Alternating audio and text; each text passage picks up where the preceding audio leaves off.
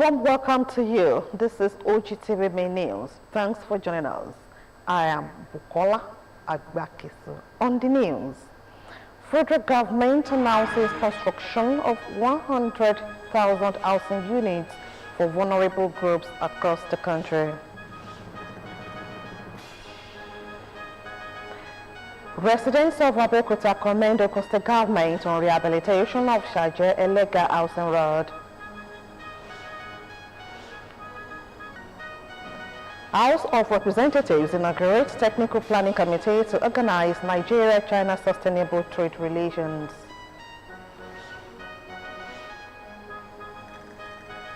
Nurse dies as Uganda confirms new Ebola outbreak. And on business news, Nigeria's VAT revenue hit 6.72 trillion naira in 2024. You join me later for more details. I am Adibola Oshomuji. From the world of sport, European giants collide as Manchester City face Real Madrid in Champions League playoffs. Details of this and lots more on the sports segment of the news. I am Emmanuel Dasalu. Stay with us. When you get before great people, you don't talk a lot, you ask questions. You can watch us live on Facebook at Ogtv and Ogusi Television, YouTube at Ogtv Abeokuta, and on Ogtv website www.ogtv.com.ng/live for the latest news and reports. Check us on these platforms: X at Ogtv, Instagram at Ogusi Television, or download Ogtv app on Apple Store and Google Play Store. Now the news in full. The federal government has announced plans to deliver 100,000 social housing units for vulnerable groups across all 774 local government areas. The Minister of Housing and Urban Development, Ahmed Dangiwa, revealed this during his presentation at the 4th edition of the Real Estate Future Forum in Riyadh, Saudi Arabia. Dangiwa called on global investors in Saudi Arabia to take advantage of the huge opportunities in Nigeria's housing sector. It disclosed that Nigeria's huge housing deficit offers enormous business opportunities, adding that the renewed Hope Cities and Estates program serves as a low-hanging fruit for investors in the Middle Eastern nation to take advantage of and get good returns. The forum themed Balance and Innovation in the Real Estate Landscape was held in the 4-Point Hotel in Riyadh and featured esteemed panelists.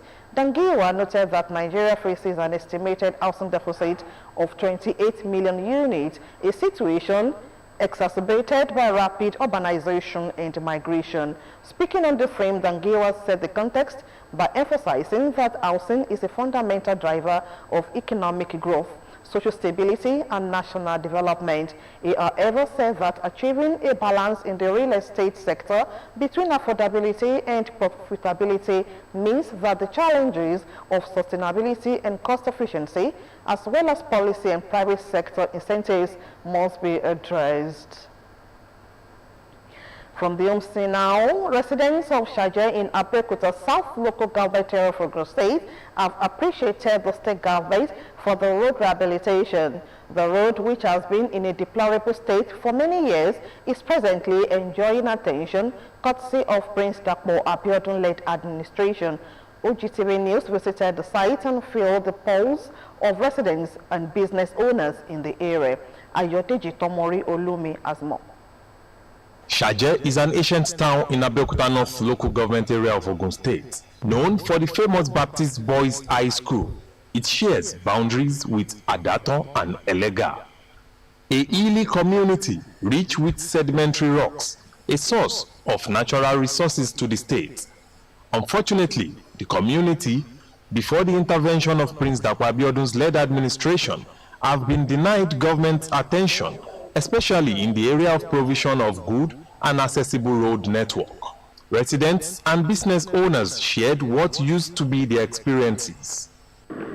This road before now was inaccessible for our customers, thereby affecting our businesses. But now, we have been experiencing changes. And we are divided. We always come and do this problem. That we are in the area of power. And they're getting a couple of from this area bad, and we are there. We are saying we are divided. Can't you help us to the government? With a grateful heart, they appreciated the state government for coming to their aid through the rehabilitation of the deplorable road.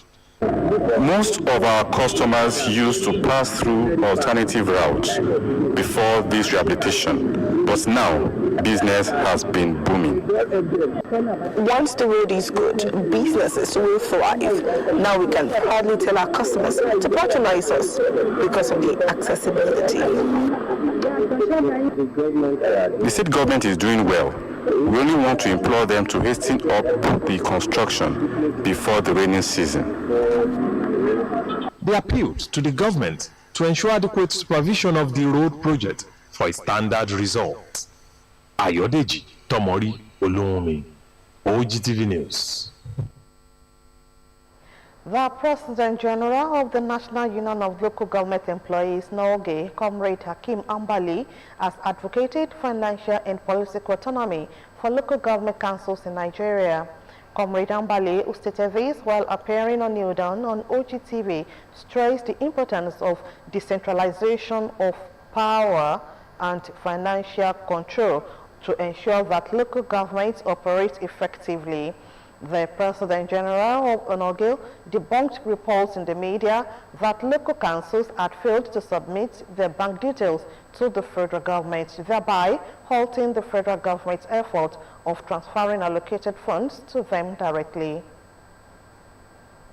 To have another account with central bank, it is the duty of the Secretary of State government, federal government, or the Accountant General of the Federation, or the Minister of Social Duties and Intergovernmental Affairs, who is in charge of local and state government administration, or the Minister of Budget and National Planning, to issue a circular, an enabling circular to all the local government in the Federation. We are giving you 48 hours to open an account with Central Bank of Nigeria. And I'm not aware any circular of such is in existence as of today. It's only when we started also talking here and there, and we're asking for reasons that we started seeing the real hope. So to have put it that local government are not ready, that is not correct. That's not a clear picture of things. Comrade Ambali called for comprehensive capacity building programs for elected local government officials, stating that adequate training and education would ensure they effectively manage public resources and create meaningful policies. To let them know the vital role they are expected to play, especially on budget monitoring,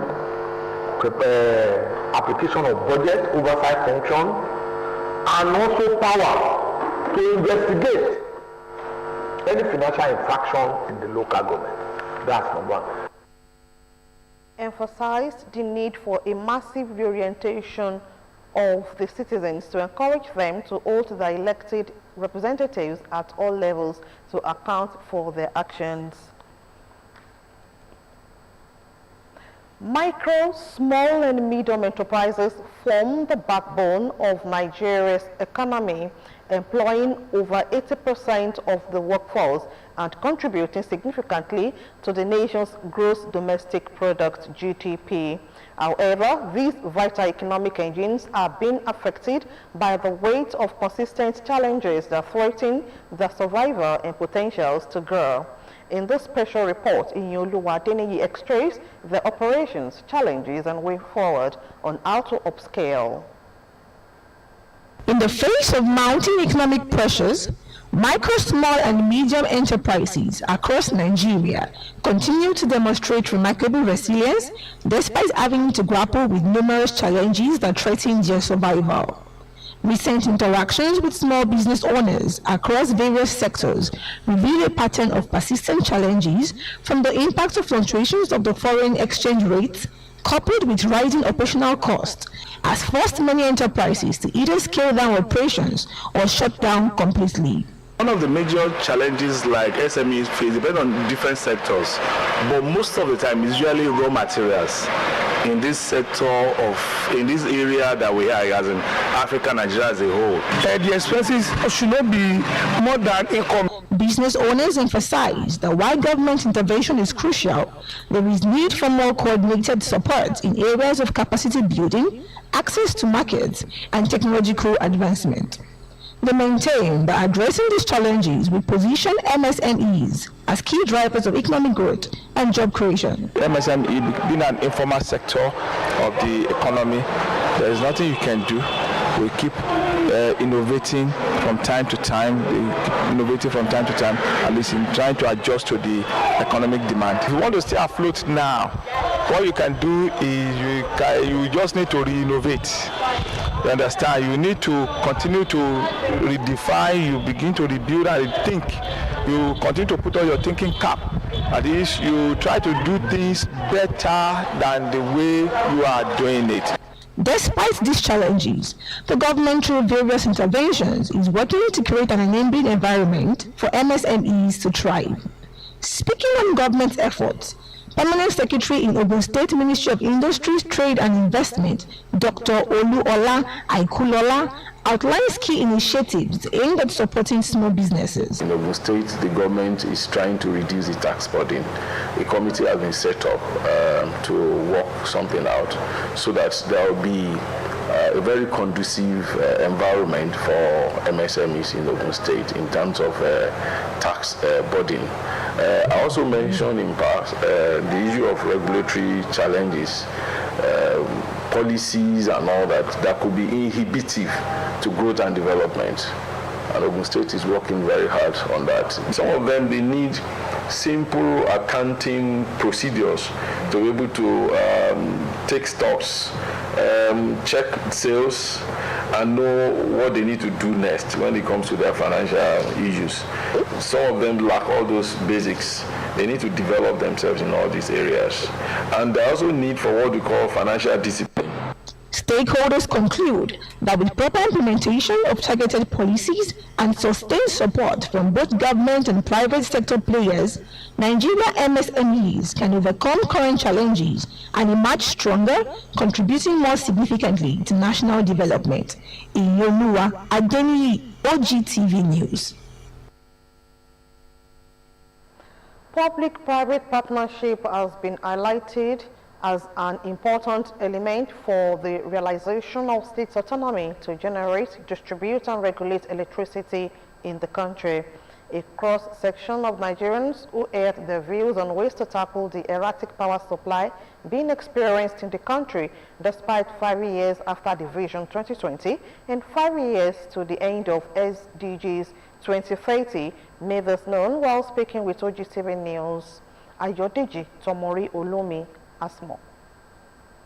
Nigeria's Vision 2020, which was conceived in 2006 during former President Obasanjo's led administration and launched in September 2009 by late President Yar'Adua's administration, was a vision fueled by hope, promising transformative change, economic prosperity, and a better quality of life for all Nigerians.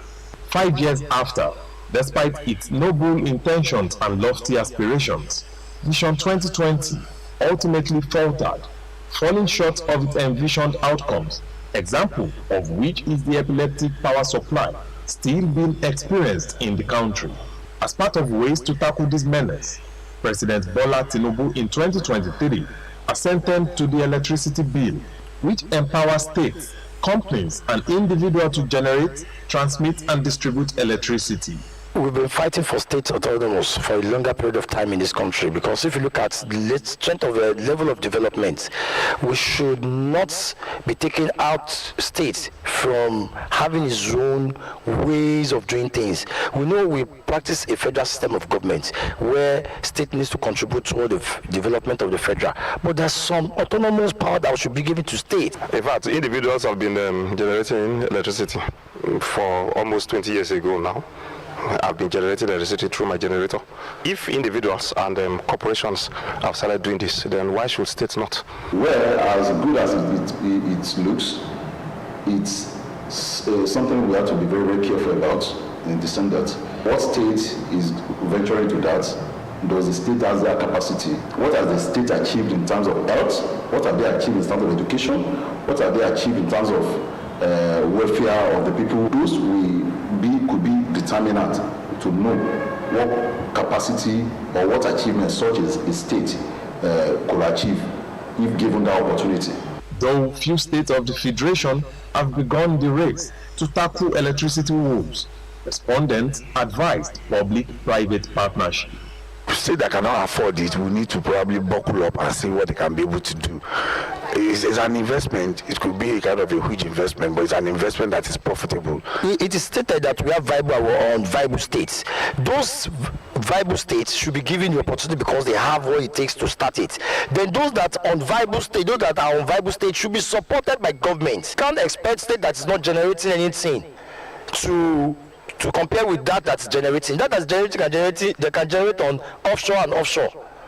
Those money they are making is what they are using to plan for their own development. They don't need to be viable. They don't need to have the capacity to do so. All they need is the enabling environment. Some areas may have heavy sunlight, and some businesses can come there and partner with them to establish it. If the state is desirous of getting electricity situation better in the state, what they should do is to go into PPP, private partnership with private individual, to facilitate such production within their state and collaborate. They suggested that despite the autonomy granted to the states to generate, distribute and regulate electricity, the federal government should still provide support when and where needed. Recently, the nation's electricity regulatory body, the Nigerian Electricity Regulatory Commission, had given permission to Lagos and 11 other states to regulate electricity generation and distribution in their respective states. Ayodeji Tomori Olunmi, Ogtv News. Still to come in the news, Army kills 358 terrorists, arrests 431 in January 2025. We'll bring you details of this and more when we return. To stay with us.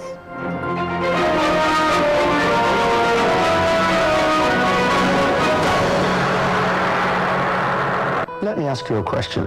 What's holding you back? Is it the pressure of your job, the demands of your education, or your ability to connect with the world? Is it the access to the right information? Are you lost?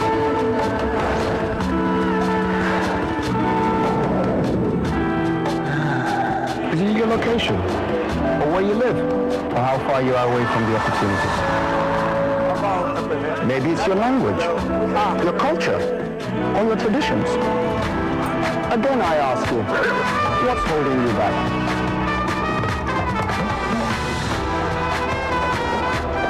Unlimited data from Airtel 5G Smart Connect.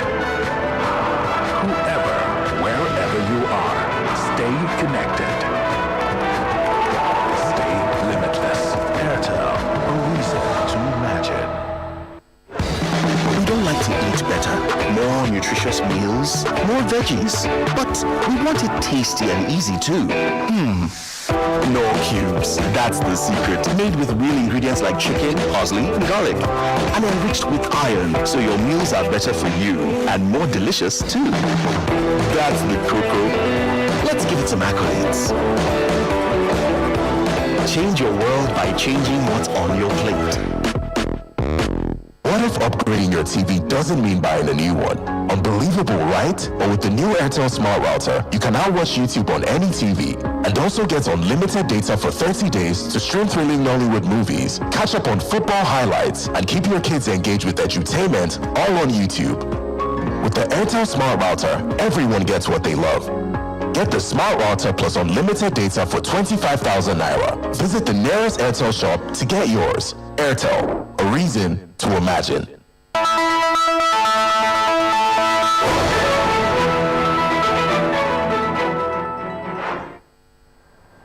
Thanks for joining us again. In a determined effort to boost investment drive in the country, House of Representatives Committee on Nigeria-China Parliamentary Relations has inaugurated a technical planning committee to organize the Nigeria-China Sustainable Trade, Investment and Bilateral Relations Summit in 2025. The 10th National Assembly House Committee also appointed Merited Negotiations Consulting, led by Honorable Kunle Yusuf, to take charge of the organization to ensure it is a huge success. This landmark summit is aimed at strengthening Nigeria-China relations, prioritized by the federal government due to China's status as a leading global economic power and key business partner. The House of Representatives Committee seeks to develop a legislative agenda to promote ease of doing business between the two nations.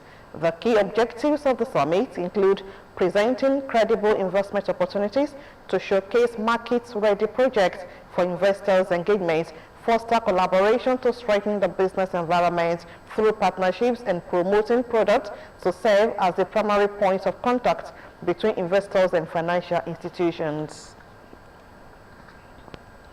Brazil has officially announced Nigeria's admission as a BRICS partner country, marking a significant milestone in Nigeria's global economic engagement. The announcement was made by the Brazilian government on January 17, 2025, during its pro-tempore presidency of BRICS. Economic analysts have weighed in on the implications of this partnership, emphasizing the need for a comprehensive assessment of its potential impact on Nigeria's economy before making long-term commitment. Olaide Oloye reports. The Brazilian government has welcomed Nigerians' inclusion, citing its shared economic interests with BRICS member nations. As Africa's largest economy and the world's sixth most populous country, Nigeria is expected to play a crucial role in strengthening South-South cooperation and advocating for reforms in global governance. With this move, Nigeria becomes the 9th BRICS partner country, joining a distinguished list. The partner country category was introduced at the 16th BRICS Summit in Kazan in October 2024. Public opinion views Nigeria's admission as a recognition of its growing economic influence and strategic alignment with BRICS nations. A partner country is not yet accorded a full membership of that organization. And because you are not yet a full membership status, there are certain things that you are not entitled to. And these are things that will not make Nigeria to play its role in that bloc the way it should play it. That is not to say that there are no benefits that could accrue to Nigeria. At least we'll be able to trade with those countries and enjoy some of the benefits that they extend to us as a partner country. That being so, I believe that we'll be able to do some trade and we'll be able to gain some technological exchange from those countries. Public affairs analysts have highlighted that the partnership is expected to enhance cooperation between Nigeria and BRICS members in key sectors such as trade, investments, and economic development. What do we think we stand to gain by joining BRICS is a question which I think probably the foreign affairs minister might need to come out and engage Nigerians. Joining BRICS is beyond most of our imports coming in from China and is beyond mere imports. Is bigger than that. And for country joining BRICS is not only about economy, it is political, because you want to show that you are, if not as buoyant, if not as good as America. As Nigeria deepens its engagement with BRICS, it stands to benefit from the bloc expertise, resources, and investment opportunities, while contributing its unique perspective to the partnership. It's going to be parasitism, a kind of relationship where you benefit and I will not benefit. No reasonable country will venture into that. But if it's going to be a kind of symbiotic relationship where all countries that come together to form it will have something to take home at the end of the day. Everybody will want to do it. Then if the strength of Nigeria as a nation have been the observation of those countries by attracting us into that block, that we are doing well in agriculture, fine. We are endowed with rich and quality land. Experts describe this as a significant opportunity, reinforcing Nigeria's position in the global economy, landscape, and fostering stronger ties in trade, investment, and development. Olaide Oloye, Ogtv News. The global cell phone repair industry is a multi-billion-dollar market driven by the increasing demand for smartphone repairs. Experts say phone repair business can achieve high profit margins through efficient operations and strategic pricing, particularly by combining the sale of replacement parts with labor costs. Nkem Agro reports. The phone repair industry continues to expand, fueled by the widespread use of smartphones, frequent accidental damage, and the rise cost of new devices. For many customers, repairing a phone is more cost-effective solution than purchasing a replacement. Common repairs include cracked screens, battery replacement, charging port issues, and water damage by offering both parts and labor as a bundled service. Speaking with phone dealers and repair technicians, many agreed that customers prefer repairs over new purchase due to high replacement costs, data transfer concerns, and preference for maintaining familiar devices. The rate at which people repair phones now is alarming because people come in. In fact, sometimes in a day we are unable to finish demand, so they repair phones a lot. And the reason being that the cost of mobile phone these days is on the high side, so people prefer to fix their damaged phones. The present economy of the country, the rate at which people buy phones now has reduced because the price of phone has inflated. Unlike before, that you can see phone of new one, you can see it at the rate of 70,000 naira. Now, if you want to buy any new phone, you start from maybe 115,000 naira. So that made those people that want to buy a new phone to repair their old phone instead of buying a new one. If you don't have money to buy a new phone, so repairing your old phone is the next option. For now, people prefer to repair their damaged phone than to buy a new phone because when you look at the margin is so high. Okay, I have an Android phone of maybe 80,000 naira, in which if I want to, maybe the screen got damaged, if I want to repair it, it will just cost me like 15, 18, 20,000 naira. They will prefer to repair it than them to go and buy a new phone that is worth 200. Smartphones have also played a significant role in the economic globalization, with adoption rates soaring in recent years. By the end of 2021, approximately 5.3 billion people, 67% of global population, were subscribed to mobile services, further driving demand for phone repairs. To repair my old phone because of my databases that are there before, and it will start working properly. Because if I say I should get a new phone, it will cost me more than the amount I bought the initial one I was using. I prefer of buying another phone because the phone I want to get repaired of, no matter, we still have another same issue of that because we can't talk about the expertise I want to work on it. But if I want to retain the phone or repair the phone, it will be based on the contacts or the information on the phone. As technology advances, the phone repair industry continues to evolve, with technicians adapting new models, repair techniques, and software updates.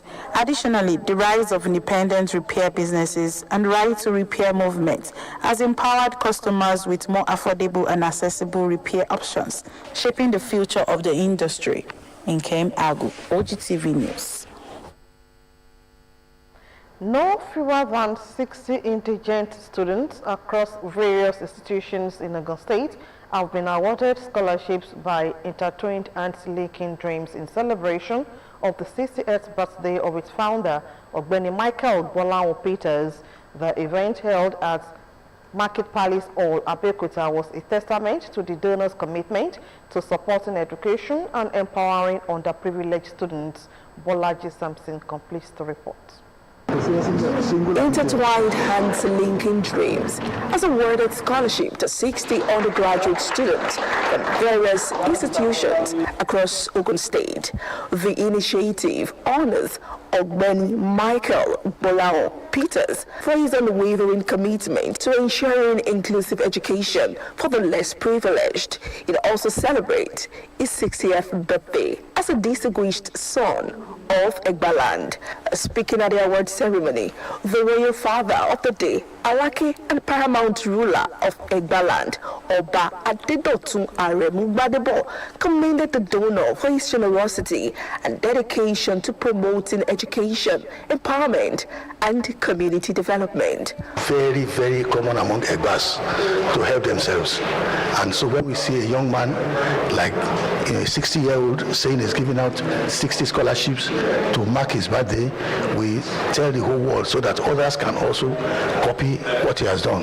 The highlight of the event was the announcement and presentation of a check of 100,000 naira to each of the 60 beneficiaries. It initially was a student who couldn't pay her school fees in her final year, whereby she will have lost one more year in campus, and she was crying and begging, and then I asked how much is the school fees.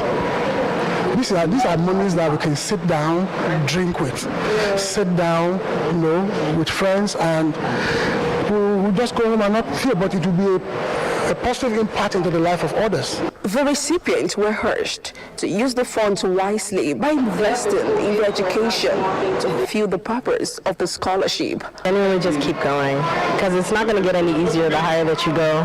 And coming from Nigeria, they'll say, oh, you're from a third world country, you're from this, that, and the third, especially being, of darker color. It's a lot harder even going outside of Nigeria and into the U.S. So just to keep going and keep pressing, don't take no for an answer, because once you take no, that's kind of like you're giving up at that point. If you hear no, you need to go to somebody else that is going to tell you yes, so you're free to keep going and keep going and keep going. And it just keeps going from there. Since January 6th, I haven't paid my school fees because there is no enough money for me to pay. But as I'm given this amount of money, I'm very, very happy. Ogbeni Michael Bolao Peters reaffirmed his commitment to supporting humanity, promising an even greater opportunity for students in the future. Bolaji Sampson, Ogtv News.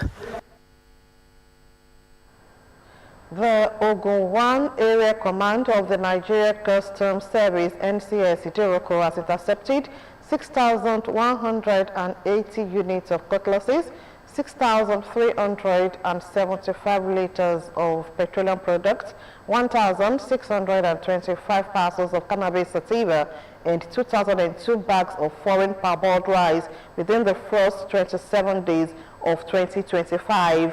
The Customs Area Controller for Ogun 1 Command, Controller Mohammed Shuaibu, disclosed this while displaying the seized items at the NCS Century Quarters, Idiroko.